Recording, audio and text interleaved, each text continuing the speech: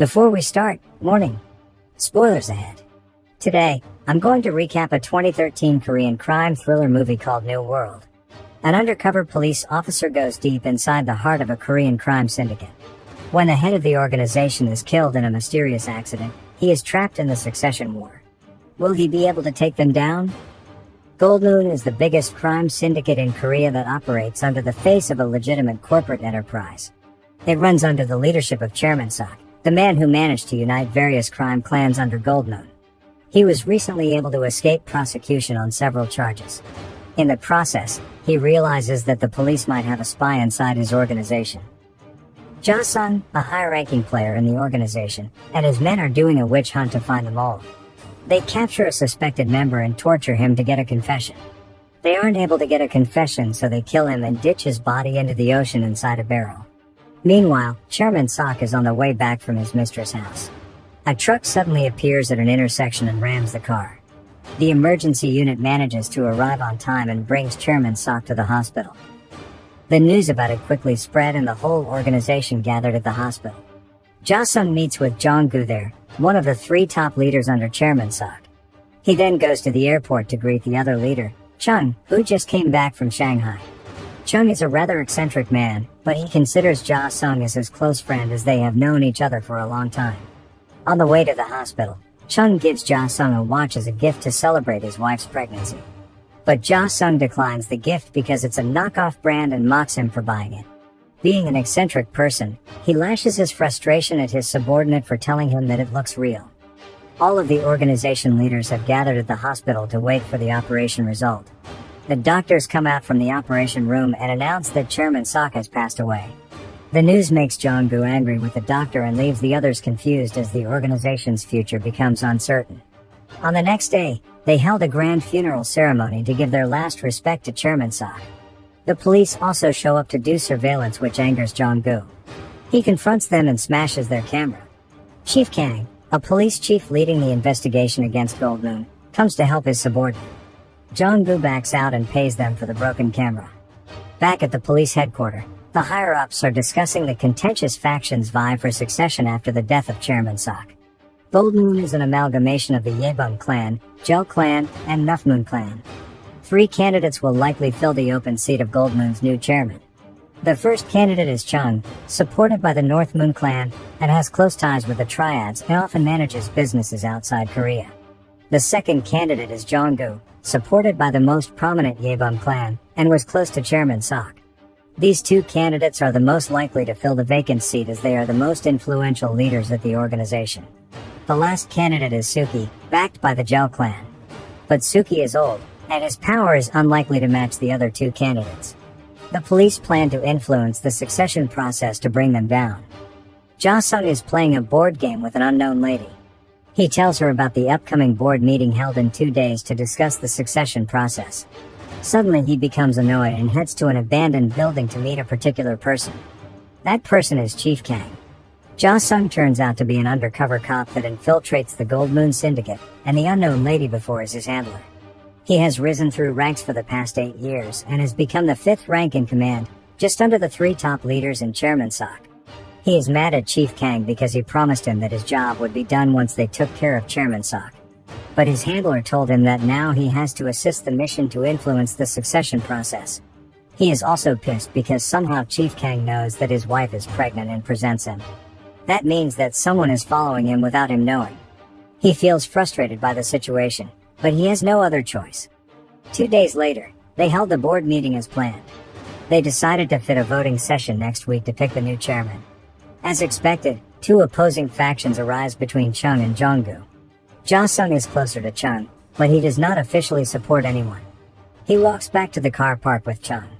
Chung tells him that he needs to go back to Shanghai for business soon and asks him to look after his office so Jong-gu can't do anything while away. Suddenly, a car appears and almost runs them over. It turns out to be Jong-gu, trying to mess with them and then drives away. Chung then invites Ja-sung to have a little feast to celebrate his wife's pregnancy. Ja-sung then goes to his handler to relay more intel. He asks her about the details of the mission as his life is in the line, but the handler can't share the information with him as the protocol says. Ja-sung only needs to do as he is told, which makes him angry. Even his comrades in the syndicates trust him more than the fellow police do. Just before he leaves, he tells her that Chung will leave the country tomorrow afternoon. Meanwhile, Jong-gu invites the other leader to his office and tries to intimidate them into supporting him. On the next day, Ja-sung accompanies Chung to the airport. He realizes that many undercover cops are monitoring them there. He doesn't know what is going to happen, which makes him nervous. Just after Chung passes the security gate, some police officer comes to him and takes him away. He meets with Chief Kang in an interrogation room nearby. Chief Kang shows him a file about the Gold Moon investigation report. Chang realized that the file includes some internal data that only can be obtained if the police still have some spy inside the organization. But to his surprise, Chief Kang proposes a plan to take down Jong-gu together so Chung can easily take the vacant chairman role. Chief Kang tells him to think about it over his flight. Just before Chung leaves, he wonders how the police know that he will fly to Shanghai today. On the plane, he tells his lawyer to do a background check on Chief Kang and hire a hitman group to clean the moles inside the organization. After that, Chief Kang takes his men to make a move. Jong-gu and his crew are in the middle of breakfast when suddenly the police barge into the restaurant. Chief Kang shows him the court-certified warrant and takes him away. Just before they leave, Jong-gu wonders if Chung has sold him out, which Chief Kang answers vaguely. Chung receives the news about the arrest and immediately plans a meeting with Jong-gu and flies back to Korea.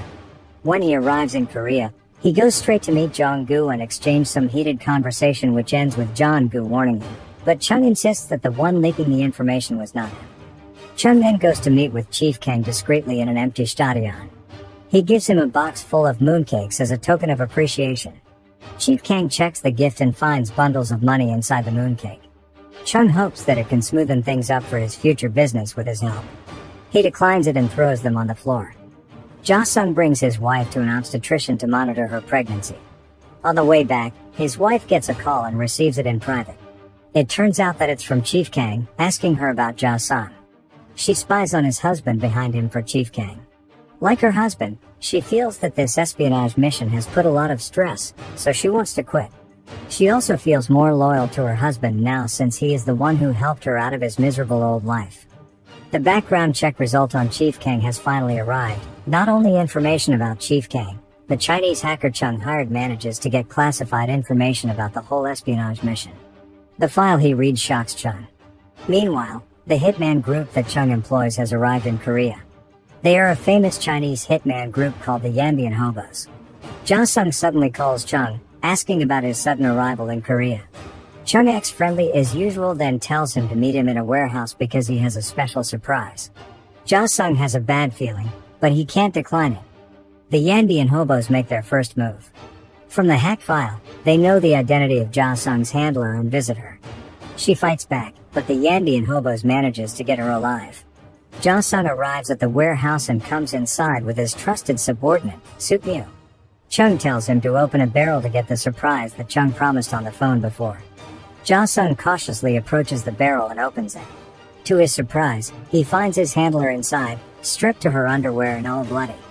Chung explains that the lady inside the barrel, who Ja-sung routinely meets to play chess and relay intel, is a spy. Ja-sung sweats heavily as Chung hands him the mission file with detailed information of the involved personnel.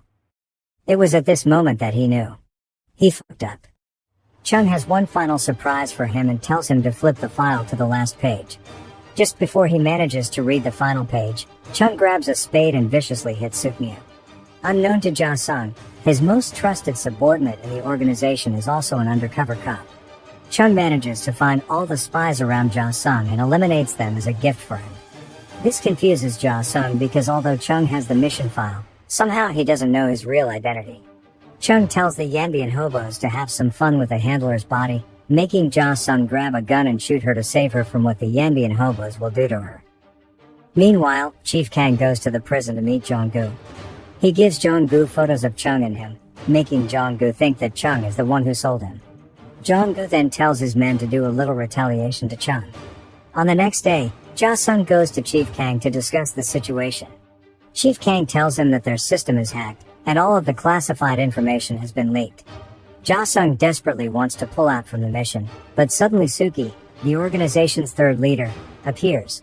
Chief Kang has agreed to help him get the chairman's seat so the police can control the organization from within. Chief Kang threatens to spread Ja Sung's identity, making him not have other choices besides continuing the plan, although Chief Kang has promised to pull him out. Jong-goo's men make their move and organize an attack on Chung.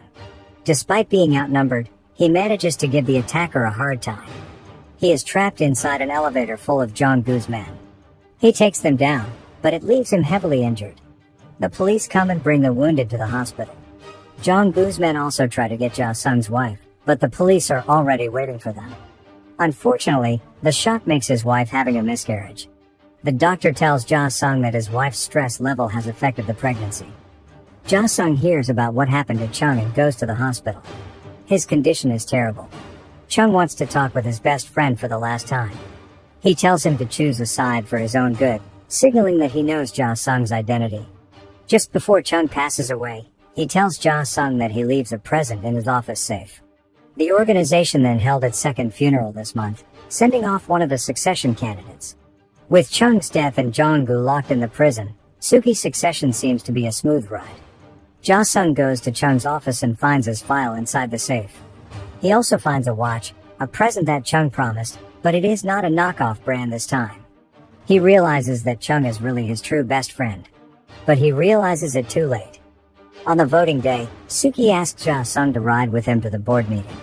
But suddenly, they head to a remote location with a bunch of Suki men surrounding them. It turns out that Suki plans to betray his agreement with the police and eliminate Ja Sung. But instead of Ja Sung, they beat Suki. The absence of Chung and Jong-gu makes Ja Sung the most influential person in the organization. Meanwhile, the police release Jong-gu that day. He goes to his office to find out that Ja Sung's men are already waiting for him. They then throw him down the building, eliminating him. Ja Sung also sends the Yanbian hobo to eradicate the other leaders supporting Suki, and Chief Kang, who has repeatedly betrayed his promises. He is done playing spy for the police, sacrificing so many things. He decides to take his new role as the chairman of the Gold Moon Crime Syndicate, living his life as a free man under his own will. Subscribe to watch more videos like this, turn on notifications, and leave a like and comment to help the channel out. Thank you for watching, and see you next time.